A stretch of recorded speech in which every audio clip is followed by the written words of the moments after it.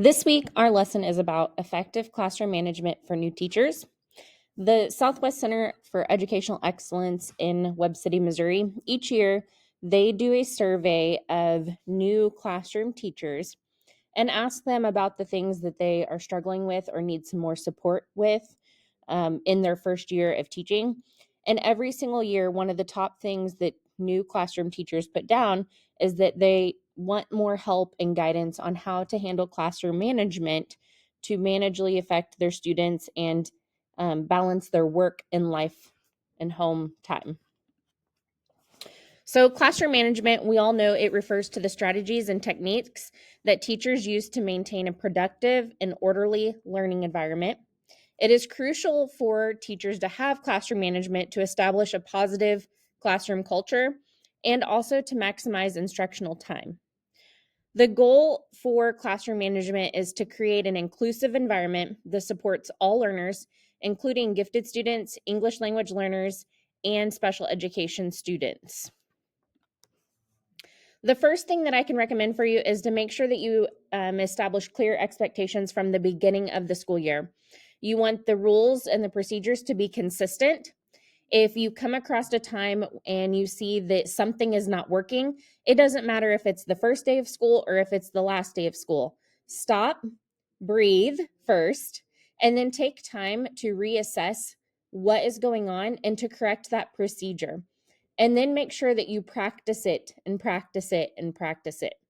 It's so much better to start the beginning of the school year being more strict with your classroom management, because as you go throughout the year, you can loosen up on that.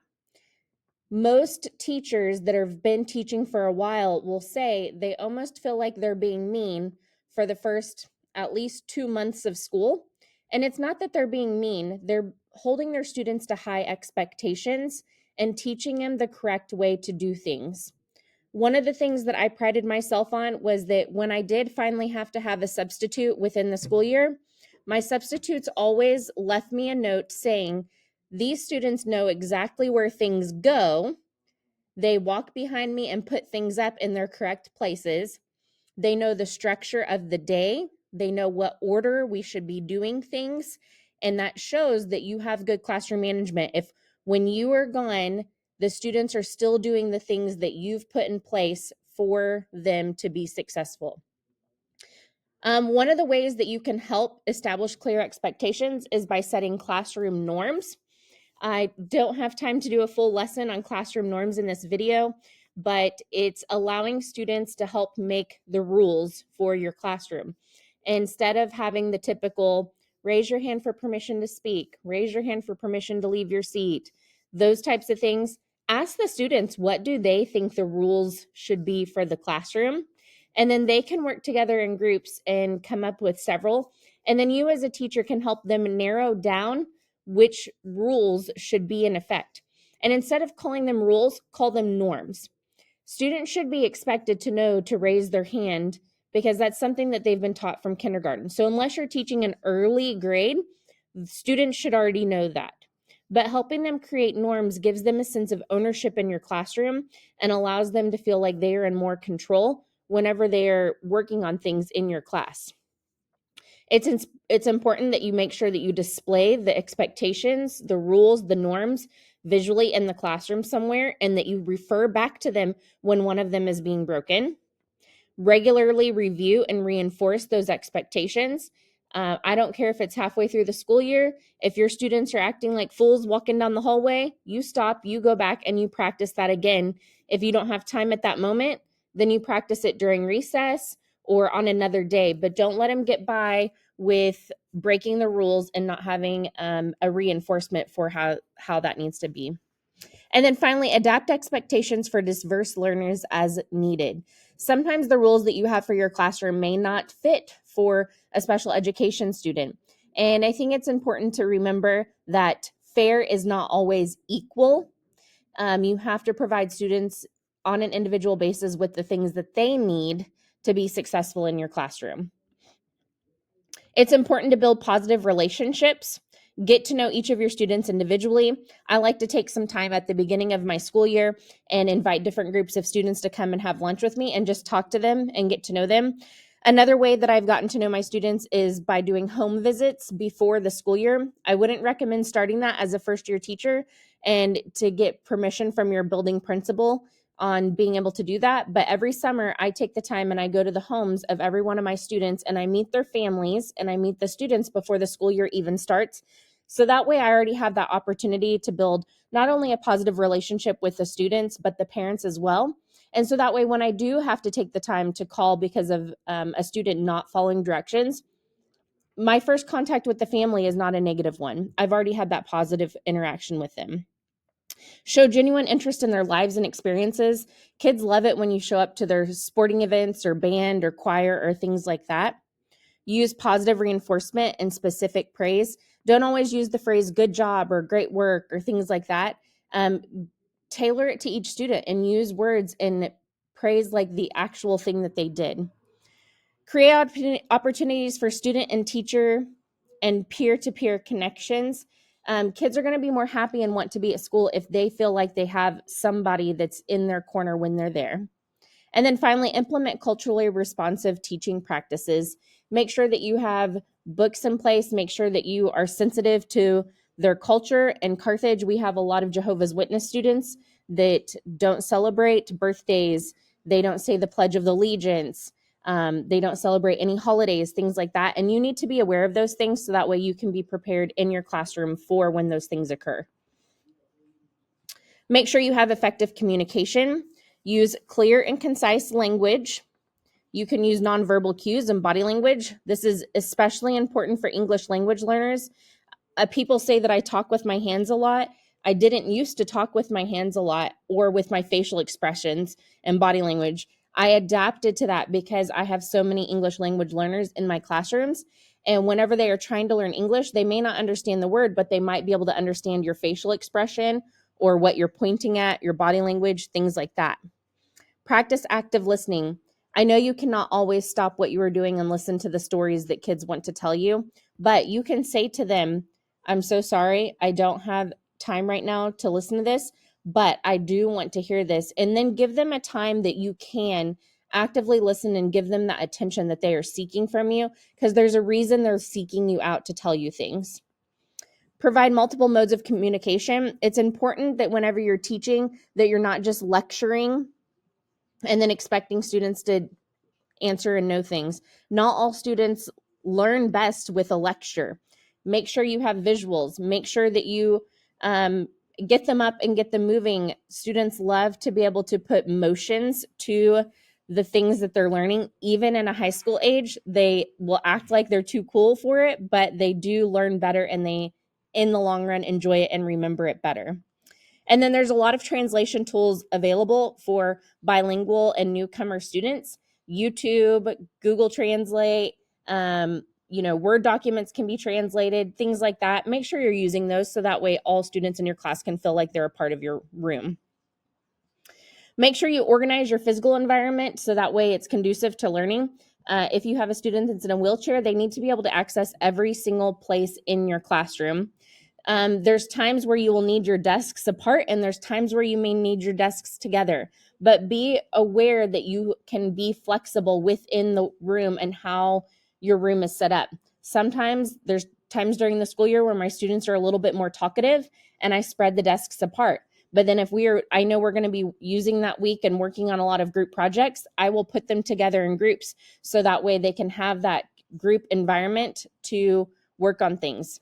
If you have class space available, which not all of us do, you can have areas where students can work together for small group or have different areas in the room where they can do group activities. We covered the one about physical disabilities, using visual aids and anchor charts to support learning. When you start the school year, you don't need to have every wall in your classroom covered. Do not go and buy all the posters that are related to the standards that you're going to be covering for the school year. Most of the kids don't pay any attention to those posters. As the school year goes on, you can make anchor charts or have the students make anchor charts that as you are teaching and learning about something, those are what go on the wall. Invest in anchor chart paper.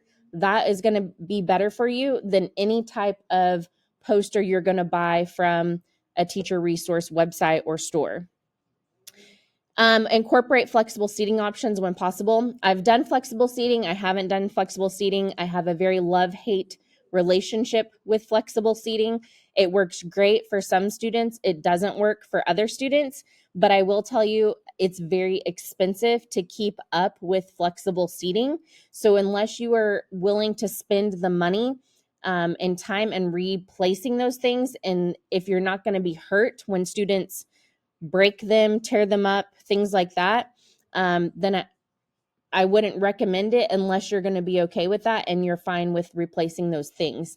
It's great for a lot of kids, but again, it can get very expensive. And I don't recommend, as a first-year teacher, having flexible seating. Give yourself a year to get teaching under your belt before you go to try implementing flexible seating.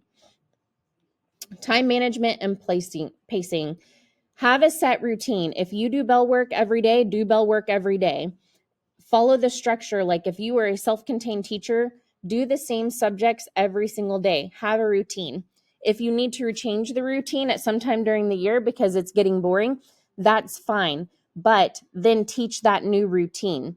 Students thrive on having that, and especially if you have students that have some behaviors or have anxiety, autistic kids, even gifted kids and special education kids, they really like to have that routine in place. So make sure that you have it.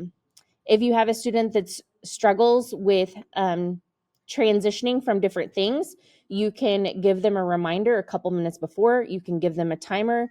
You can, make an eye contact with them and, hold up a number of minutes until it's time to break, things like that. Younger kids and older kids love brain breaks. Check out gonoodle.com. It's a great website for younger kids for brain breaks. But for older kids, you can even just give them 3 minutes to talk with their friends and they would be so happy, or tell them to get up and they have to walk 3 laps around the classroom.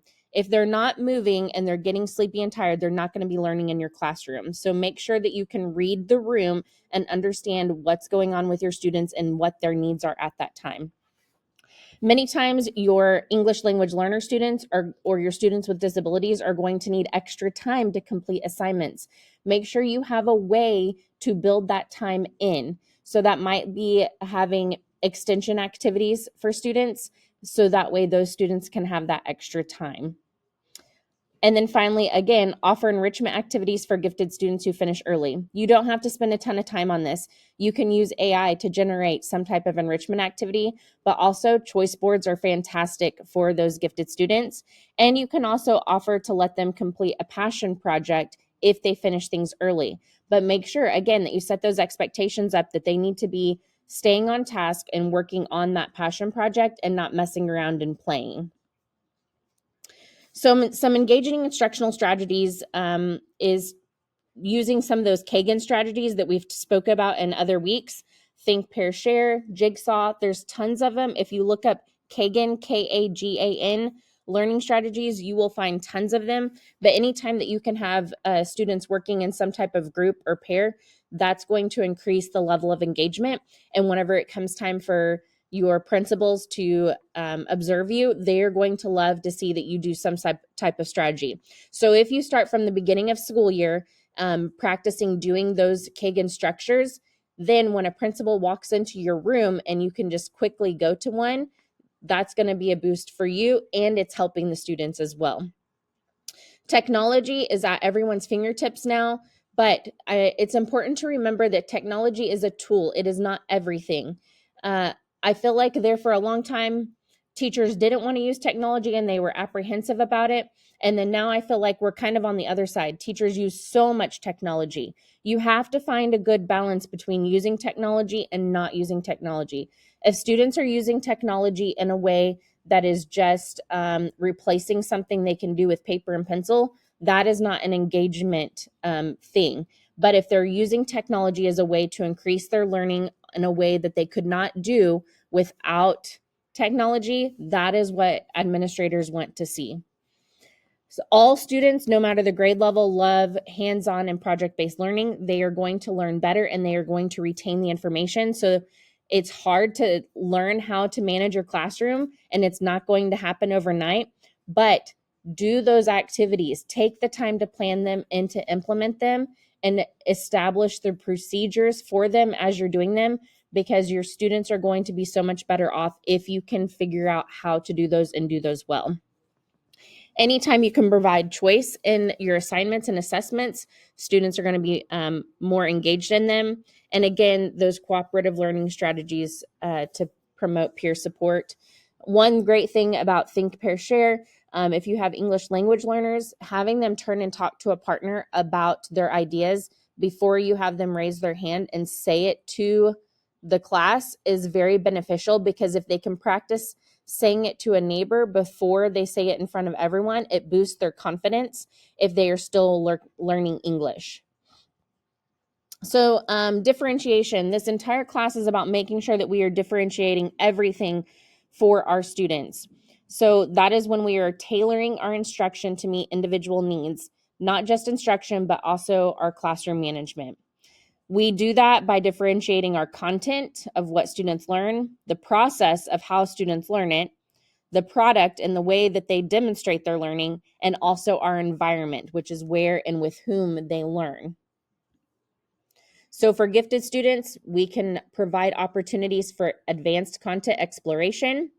We can do curriculum compacting. If you do a pretest and they're only missing one little area, pull them aside and teach them that one little area, and then let them fly. Give them something they can work on while the other students are going through those daily lessons. Offer independent study projects. That's something they could do if they already understand all the curriculum. One of the biggest complaints from high school gifted students that I hear right now is they don't want to sit in their classes, math, reading, any subject, because they're bored and they already know it, and they wish the teacher would just move on already. And some of these kids are getting in trouble because they're not turning any work in. Well, they're not turning their work in because they're over it. So don't be that teacher that is not getting any work from your gifted students because they're over it. Don't be that teacher that says, oh, well, they don't know it, they're not turning in their work. No, they know it, they're just bored. So give them something to do. If they pass that pretest, move on. Don't make them do it over and over and over again. That is not helping them grow. Use higher order thinking questions. As a new teacher, I always kept a couple of higher order question paper stems right on my desk. I've given those to you in previous weeks and talked about them in the first gifted presentation that I gave to you. Keep those on your table as you are teaching, or practice putting one or two of them in on your lesson plans. So that way, as students, as you're in that lesson, you already have those there and ready, and you can ask them of the students. And then finally, encourage creative problem solving and critical thinking. Listen to their ideas. They have some awesome ones, and allow them time to share with you the different ways they solve things. There's not one way to solve everything, and let them see that you know that. Differentiation for ELL students. The more visual aids and graphic organizers you can use, the better. And again, not the posters on the walls. Have the students make those visual aids or graphic organizers, or you make them with the student input to help them remember those key terms and topics. Provide sentence frames and language scaffolds. You can even make sentence frames on a chart paper and post it in your classroom. But again, make that with them and practice using them with them. Anytime that you can incorporate their native language with translation tools, do that. Focus on academic vocabulary development. I don't care if a student is in first grade or if they're a junior in high school. If it's an English language learner, there's going to be vocabulary words that you and I assume they know, and they don't know them. Example, there was a practice map test question that talked about the tile border along a pool. And English language learner students in my fourth grade classroom could not figure out what a border was on a pool. They had no idea. I was able to get them to connect with that by showing them border around a bulletin board, but they still could not transfer that information to the border around a pool. I had to pull up pictures and show them how the tile on the border was different than the tile for the rest of it. And I still am not positive that all of them completely understood it. So there are going to be words that you just assume they know and they don't know. So make sure you're taking the time to explicitly teach that vocabulary, because in the long run, it's going to benefit everyone. Their test scores are going to be better, which is going to look better on you. So even at the higher grade levels, make sure you focus on vocabulary. And again, use those cooperative learning strategies to promote them being able to practice English in a smaller setting with one or two people or a small group before they have to talk in front of the class to do those things. Next, differentiation for special education students. Make sure that you are getting a copy of your special education students' IEP, or you also 504s, because some students will have a 504, and make sure you pay attention to those accommodations and modifications. As a new teacher, I was guilty of getting those and reading those at the beginning of the year, but then I didn't really know my students yet, and so I would forget. Read them before the school year starts, 2 weeks into the school year, read them again. A month into the school year, read them again. 2 months into the school year, read them again. Before parent-teacher conferences, read them again. Before Christmas break, read them again. I know it's a pain, but read them and make sure that they are fresh on your mind, so that way you know that you're providing all of the things that that student needs to be successful. And that way, when you have meetings with parents or with admin or special education teachers, you can confidently say, I am doing these things because it is written in their IEP or written in their 504 plan. Today I sat in on an IEP meeting and we requested assistive technology for a student because the student struggles to write sentences. But my fear was that if we are always using assistive technology to write those sentences, that the student is never going to be able to learn to write them on their own. So I suggested that instead of just using assistive technology to do text to speech or speech to text, that we do the speech to text, but then the student has to copy the text himself or herself. They have to actually look at it and then write it down. That not only is going to help with them writing sentences out, but it's also going to help with any occupational therapy type concerns that we may have for that student of holding a pencil and things like that. So assistive technology is great. Use it when it's appropriate, but make sure that whenever it's being used, that it's not becoming a way for a student, not enabling the student to not do their work, but it's assisting the student to do their work. We still want to push them, but we don't want to hold them back. And it is possible that some of the technology we have can hold back. You have to find that good balance for students. Something that's good for all students, gifted, SPED, EL, general education, is breaking tasks down into smaller, manageable steps and then helping them, scaffolding it to provide more opportunities. Again, providing multisensory instruction, that's making sure that you're getting up and moving, you're using hands-on things, visual, sound, different things is going to help special education students and all students learn what you're teaching better. And then finally, offer alternative ways to demonstrate learning. Not every single time you plan a lesson is the lesson going to be what the student needs. And if you are lucky enough to work in a school district that offers multi-tiered support systems, MTSS, where they have tiers of learning, sometimes there might be a teacher that has a teaching method that meets the needs of that student better than you. It doesn't mean that either of you are a better teacher than the other. It just means that for whatever reason that student is picking up. Keep in mind that these students are all of our students. The entire building is responsible for these students. So even if you see students in the hallway that are not yours that need that help, help them. It's a we, not an I. Next one, behavior management techniques. Make sure you're always using positive reinforcement. Students hear enough negative things from their friends, their parents, their bosses. Make sure you're using positive language with them and don't be another person in their life that's talking down to them. Even me as a parent, as a teacher and a parent, there have been teachers that have talked down to my students not knowing, or my children not knowing the full situation. Don't be that teacher that people talk about because you're just mean to kids. You can be strict and have high expectations and do it in a kind way.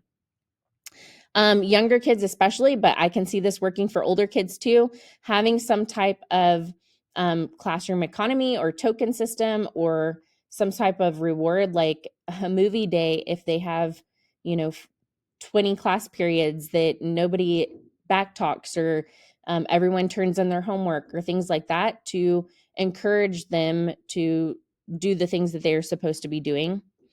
Use nonverbal cues for redirection. It doesn't always have to be spoken. You can use eyes, you can use your hands, things like that. Proximity is so important. Don't be one of those junior high or high school teachers that just sits at their desks all the time. My children in my personal children complain about it, about how their teacher never leaves from behind their desk.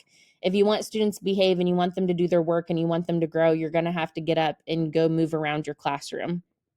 As an elementary teacher, I felt weird if I did have to sit, because it was out of the norm. But make sure you're up and moving no matter what you teach. You need to be there with your students. I love it when principals say, "Oh, I didn't even see you because you blended in with the students." Every teacher should be blending in with their students, because that means you're working hand in hand with them. If a student is needing extra support and following behavior expectations, you may need to create a plan for them on how to do that. If you are not confident in creating that plan on your own, ask someone for help or use AI to help you, because you cannot just let that behavior go. It's just going to get worse and worse. So address it and make a plan to correct it. When you are trying to de-escalate a situation with angry students, make sure you're calm and that you use a neutral tone of voice. Don't struggle for power with the student. It's not going to get you anywhere. You don't have to flex your power or your control over them. You want to be with them. Use we words. Offer choices and alternative activities. You can say, you can do A or you can do B. Which would you like to do? Ask questions about their feelings and their actions. Were you trying to hurt my feelings when you said this? What did you mean when you said this? Are we going to have a good day? Things like that. And then always offer a space where they can have a cool down or a breakdown area, whether that's in your classroom, outside of your hallway, depending on your building and your principal's expectations, or in a buddy classroom.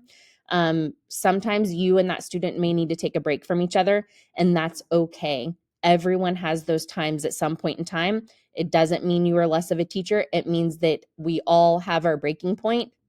And instead of losing your cool with a student, take a step back and walk away. You can address it later when you're calm and when that student is calm, and that's okay. It's important to promote student autonomy. We want our students to be able to self-regulate and to be able to solve problems on their own. Don't solve everything for them, but you also need to give them the tools and strategies and teach them how to self-regulate. They do not come to us knowing these skills. Social emotional learning is such a hot topic in education right now, and some people say that teachers are trying to teach woke agendas with it, but that's not what it is. At the end of the day, teachers need to teach students how to be kind, how to have empathy, how to be a good student, how to regulate their emotions. And that is just teaching them life skills that are not only going to be beneficial to them having in your classroom, but they're going to be beneficial to them as an adult. And sometimes, for whatever reason, they're not getting those at home. And if they're not getting those at home, the only way they're going to get them is usually from a teacher. So take the time to teach the whole child and make sure that they are having those. I love student-led conferences. Some districts promote them, some districts don't, but if you are willing to take on the challenge, they are great. This helps students take ownership of their learning, and principals usually typically love to see student-led conferences because they are teaching what they know, but to their parents, but always make sure that you have time for parents to answer questions and you give feedback during those conferences as well. Goal setting, if students can learn how to set goals and to achieve those goals, then it's building an internal motivation within them for doing that.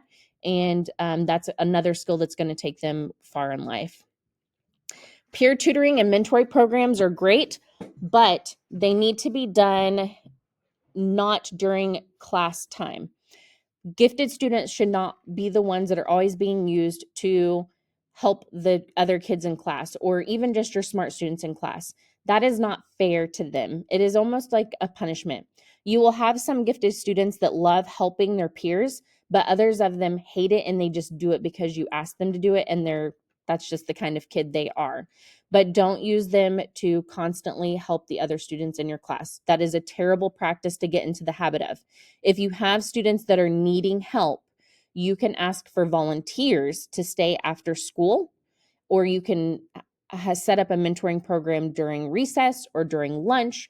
There's other times that you can find to set up times for students that are doing well to help students who are not, where it's not always going to be ask a friend or go ask so-and-so because they already got it. Encourage student-driven projects and inquiry. This is increasing that engagement level with your students and helping them become more motivated in your classroom to do things. And finally, teach time management and organization skills. I've met so many students that have gotten to the college level and they're like, I know a lot of things about a lot of things, especially gifted kids, but I have no idea how to effectively take notes or how to organize my materials or how to manage my time to complete a large project because nobody took the time to teach them. So if you are going to be in K-12 education, take the time to teach them. If everyone started teaching them just a little bit of those skills to help them, can you imagine how much more successful these students will be whenever they become adults? So don't expect them to be able to do these things. Teach them how to do it and give them strategies that they can learn and use to be better at these things, especially note taking. Use culturally responsive classroom management. We all have personal biases, no matter how hard we try not to. We all have a little. Ask your students, talk to them, read books, have a library in your classroom that has books about different cultures, things like that. Make sure you are aware of the biases you may have and address them, and try to show your students that you're willing and open to learn, and try to incorporate diverse materials into your lessons. Address microaggressions and stereotypes. Do not allow any type of bullying when it comes to cultural bias in your classroom. It's a culture killer, and don't let it happen. Like, promote diversity, promote inclusivity. Make sure that you celebrate the Black History Month and Hispanic Culture Awareness Month and things like that, and engage the family members of these students whenever you're doing these things. One of the activities I love seeing that our district does is they have students make piñatas during Hispanic Heritage Awareness Month, and they are the coolest things. And the Hispanic families are so happy to see their child learning how to do this and bringing it home. I've seen of teachers teach students how to make tortillas. A couple of years ago, we had a door decorating contest for Black History Month, and man, those doors were so cool, and the Black students felt so welcomed in our classroom whenever we did that, because they were seeing someone that looked like them. So be sure to be aware of those things and incorporate them in your classroom, because it will benefit you in the long run. Technology integration. There are a lot of tools for behavior tracking. Most of the ones I know about are more for elementary aged, but Class Dojo, things like that, where you can do it. Sometimes the older grades, they get over those things. My best behavior tracking tool was just a spreadsheet where I could give a tally mark or a number for the behavior that the student was breaking. It was great to have that because it would provided a data point for whenever I needed to write a referral or have a hard conversation with a parent at parent-teacher conferences. But make sure you use whatever type of technology there is available to help monitor your behaviors. We talked about every district has different learning management systems for grading and for parent communication. Utilize those, learn how to use them, They all usually have an online training that teaches you. Ask other teachers in your building. Use assistive technology when you need it for any type of diverse learners. Students love anytime you could do gamification elements. So Blue-Kit, Nearpod, things like that. Use those. They love them. And again, use the communication apps for parent and teacher connections. Whenever you're assessing students, you don't always have to have an actual test. You can use observations as a formative assessment to help guide your instruction of where you need to do. Quick checks for understandings, thumbs up, thumbs down in the middle if you get it. You can have them do an exit ticket on a Post-it note. Don't take forever to grade their things. I do my best to grade quickly for you guys, and I don't always give feedback on things, but if there's something that catches my eye, I try to find ways to give feedback. Students, the only way they're going to learn is if you give them feedback. Use data to inform your instruction, your differentiation, and your interventions. Data is a love-hate thing with most teachers, but it's a necessary thing to be able to help you help your students grow. And then don't just give students tests to show what they learn. Let them make a project, a song, a poem, a skit, whatever you can do as an alternative way to a paper and pencil test. That's going to be a lot more a lot better way for them to make that learning connection a solid connection than just a paper pencil test. One thing that I really love is having regular class meetings where we just all get in together in a circle and talk about things, or we might have a question that in elementary schools, I call it a morning meeting. At the upper level, maybe you just notice your class is struggling with a certain skill and you need to talk about it. Or maybe there's a hard topic to cover, and get in a circle and make it more of a safe, open place to be able to talk. Again, those cooperative learning structures is a great way to help students learn some of those resilient skills. Teach and model conflict resolution. If you are having a power student struggle with a student in front of other students, they are going to think it's okay to solve problems in that manner, and it's not. You have to teach them how and model for them the best way to solve these problems. Anytime you can have opportunity for peer support and mentoring that's not having a gifted student, teach other students is great. And then always make sure that you're celebrating the wins, whether they're small or big, celebrate them. You also have to take care of yourself. Prioritize work and life balances. Ask for help. Seek people to teach you what things they do to make their life easier. One of the things I did was instead of giving big formative assessments, I did 5 question check-ins. Here's your 5 questions. They were quick to grade. I did them on a half a sheet of paper, and it quickly told me if a student got it or not. Another thing, you do not have to grade every single thing that you do with students. There are certain things that you need to grade, but you don't have to grade it all. Don't kill yourself with that. Participate in professional learning communities to help learn things to make your life easier, but also stay up to date on best practices through education. I love doing PD because PD is the best way for me to continue to learn new things. And then regularly reflect on what you're doing.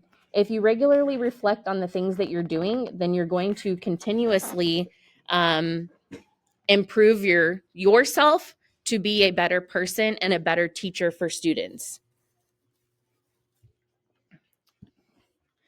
In conclusion, it's important to have consistency in your classroom and to have a good, strong classroom management strategy. Be flexible and be willing to adapt when you need to.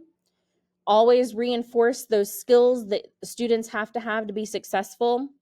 Reflect on the things you're doing and find ways that you can improve what you are doing. Build positive relationships with your students and with the teachers that you work with. And remember, effective classroom management is an ongoing process, not a destination.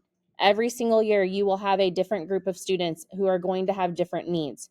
And just because something worked one year does not mean it's going to work every year. You have to be able to adapt.